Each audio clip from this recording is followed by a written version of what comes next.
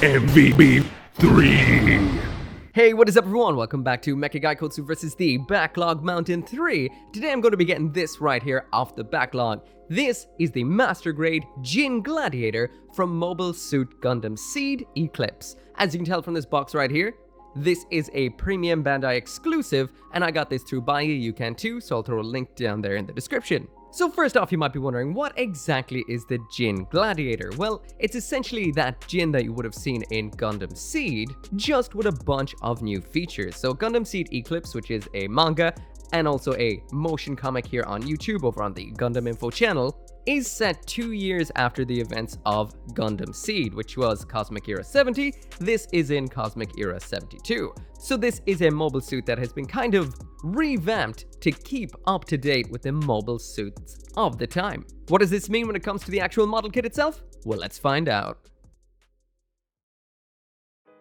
So now jumping into the aesthetics with that full 360 spin, and all I can say is there's a lot of Master Grade 1/100 Gundam kits out there, but this one is definitely unique looking. As you can tell, this is just a parts and color variation of the GINN we would have seen last year or not that long ago. Man, I don't even know anymore. But yeah, it's that exact kit at its core, just with a couple of cosmetic changes, mainly being the color. When it comes to the color on this kit, this is very iconic for a Gundam color scheme. This is like what we would have seen on the Versago, the Epion, we would have seen it on the Dwaj Custom, and probably even more than that. That's just what I can see around the room right now. This is quite a bit to take in at first because there's a lot of different colors going on in here. We've got that kind of maroon as the main color, we've got some red for a little splash of difference. The white on this really stands out, we've got some navy blue, and we do have some metallic injection silver in here. I've never really been the biggest fan of metallic injection. Up on the face, I do feel it cheapens it a little bit. That would look a lot better if you actually sprayed that up or painted in some way, but out of box, it could be a whole lot worse. The GINN was an absolutely fantastic Master Grade. This is exactly the same. On snipping this out, and I put no extra effort into it, I'm not seeing many nubs at all over the surface of this. And sadly, because I am trying to get through this backlog, I didn't get to panel line all of that detail. It looks absolutely incredible and would look great with a little bit of panel lining, and we do also have some decals in here. So as for the decals in here, this is what we get. So a fairly hefty sheet of water slide decals, and the designs on here are very nice. We've got some white ones, probably for using on the darker shades of plastic, some pink ones, we've got some almost mecha tribal designs, we've got some unit numbers if you want to make yourself a unit, and some of these really cool ones here that say GINN Gladiator with some silhouettes of this sword this particular kit comes with. So those are very nice and unique.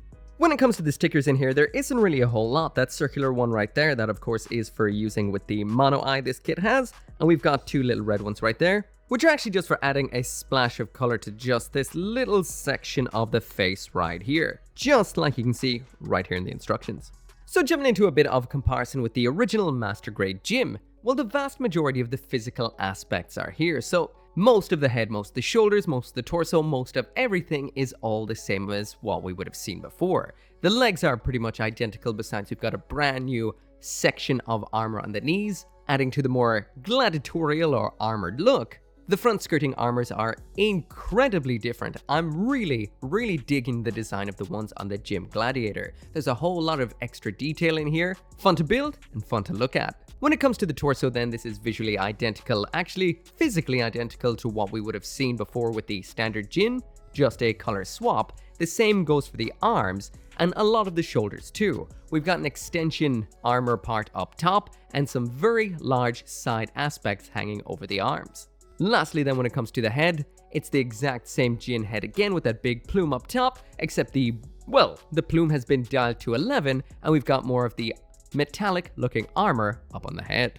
Of course, there is the obvious difference of the absolutely huge backpack that we do get with the GINN Gladiator, but we'll take a look at that later. Size comparison wise, there it is side by side with your standard size Gundam, which is the Oryx 78-2, 3.0, the Master Grade Strike Remaster, Zaku Gunner Warrior, Blitz, Buster, Jewel, and yes, its crotch's soul shroud fell off. For some other series, there's Exia, 00, Wing, X, Age 1 Normal, Sazabi, and F91.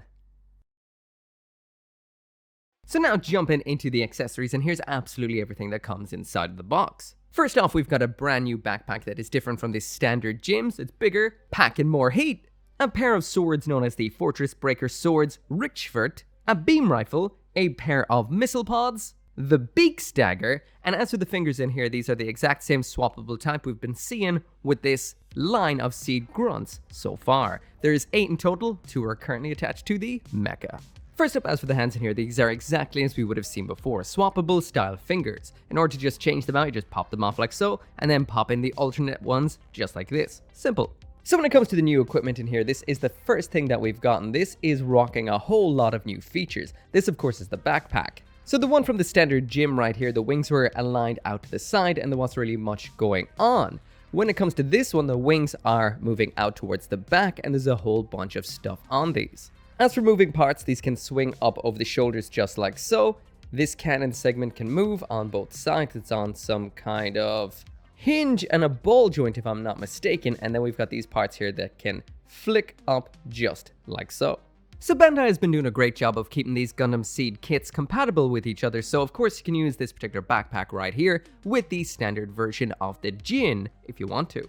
Attaching this is the same onto both variants of the GINN, it's just 2 little peg segments slot into 2 little slots and it holds on perfectly. Now we'll mention this is got a lot of its weight out towards the back, so it does make this a little bit on the back heavy side. It's not impossible to pose standing with this on its back, just a little bit difficult. So the next weapon we have in here is the rifle. Now this is 100% identical to what we would have seen before with the standard GINN, so if you want to know more information about this, you can check out that review. Once again though, this is the same and so is the little rack for the additional magazines because the magazine on this can be removed, simple as. The next weapon we have in here is the Fortress Breaker Sword Richvert.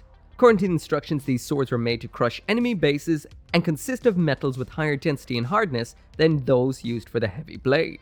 The name of these weapons are based on an executioner's swords. These are, of course, very similar to what we would have seen with the standard version of the GINN, but the blade in here is a whole lot bigger. This is one chunky blade, and we do have 2 of those swords, not just the one.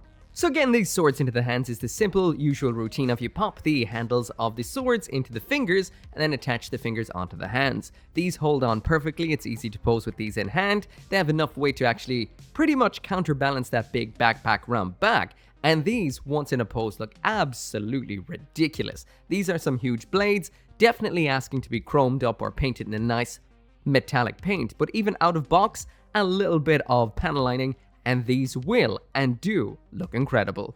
When these are not in use, pop them off. As you can see on the hilt section here, we do have a little bit of a tab, and that can attach into any of the hard points on this kit. We've got hard points on the side skirts as well as on the sides of the legs, but of course the one you're going to want to pop these onto, and the one that these actually pop onto, is the one right here in the hip, and it holds on perfectly and looks fantastic. So as for that second hard point that is further down the leg, that's for using with the M68 Pardis Triple Short Range Guided Missile Launcher. According to the instructions, these are additional armaments with hovering systems. They're the same types as those used by the normal GINN units. They can also have short range laser guided functions. So these just pop onto the hard points just like so, simple as, they hold on perfectly, and these look fantastic. So we've got the missile pod section up front, and around back we've got some of the what's mentioned in the instructions as the hovering systems, and this has a hinge so these can move very nicely. When they're attached to the legs, they can rotate up and down ever so slightly. And if you take the ones that we saw in the standard GINN, they've definitely added a whole lot more bulk, especially around back with that little moving hinge segment, but the missile segments, they're exactly the same. So the last weapon we have in here is this extremely unique weapon known as the Beaks Dagger. According to the instructions, this is a handheld weapon for combat against mobile suits. When thrust into the gaps in enemy armor, it can emit a high voltage electricity that immobilizes targets and can twist off enemy parts to rip off their armor. This right here is literally a full-size mobile suit use part separator for parts separating your enemies. To attach this into the hand, it's the same as the swords. This is what it looks like being held. It holds on perfectly, and when this is not in use, you're able to pop out this little segment on the butt flap, which is a little hard to actually pop out. Part separator recommended, and then you can just pop this mobile suit part separator onto that like so, and that's what it looks like stored on the butt flap. So yeah, even including that rifle that comes in here, this is a mobile suit that can hold onto and have all of its loadout connected onto the body at one time. This is one of my all-time favorite things when it comes to gunpla. That means there is nothing really besides the fingers left over, everything else is just loaded onto the mobile suit, and that is cool. This is a mecha that is ready to rock. So finally jumping into the articulation on the GINN Gladiator right here, and I'm not going to go through every in and out in regard to what is under the hood with the articulation with this kit. So if you do want to see the actual details, everything that is going on with a GINN kit, then you can check out my master grade GINN review, because physically the body is exactly the same. So as for the quick overview with this kit, busting this into the usual pose I used to test all of the articulation at once, and this does quite well. We've got some great ankle articulation in here. The legs, the arms are fantastic. It is a little bit limited in the neck and the torso to a degree, but not enough to kill your poses entirely, just limit them ever so slightly. Of course, as you'd expect with a GINN, this looks best in the air. So all your aerial poses will look pretty cool, as long as you're not looking for too much in the ab crunch department, but besides that, looking phenomenal. The weapons round back, or the backpack in general, is a little bit limited compared to the actual kit itself. Or should I say the body of the mobile suit kit itself. This does have quite a few moving parts, but I find when you're trying to actually get it into a nice position when you're posing this kit, it can let you down a bit. But besides that, on the whole, this is fantastic. You'll get the basic poses out of it. So when it comes to the verdict with this kit, I guess it would be exactly the same as the standard GINN itself, which I give gold tier. Now, I will say the metallic injection silver to me does look a little bit on the cheap side, and I do feel that obviously paying the extra premium price to try and grab this P. Bandai style may not make this worth it to you. It's also got a bit of a unorthodox look and color scheme, so maybe it may not appeal to too many people either. But if you do like the look of this, you do love GINNs, and you love your SEED mobile suits, I say go for it. I love this thing to bits, and you might too. Anyway, as always, thank you so much for watching. I got this through BUYEE, link in the description. And of course, I'll see you next time.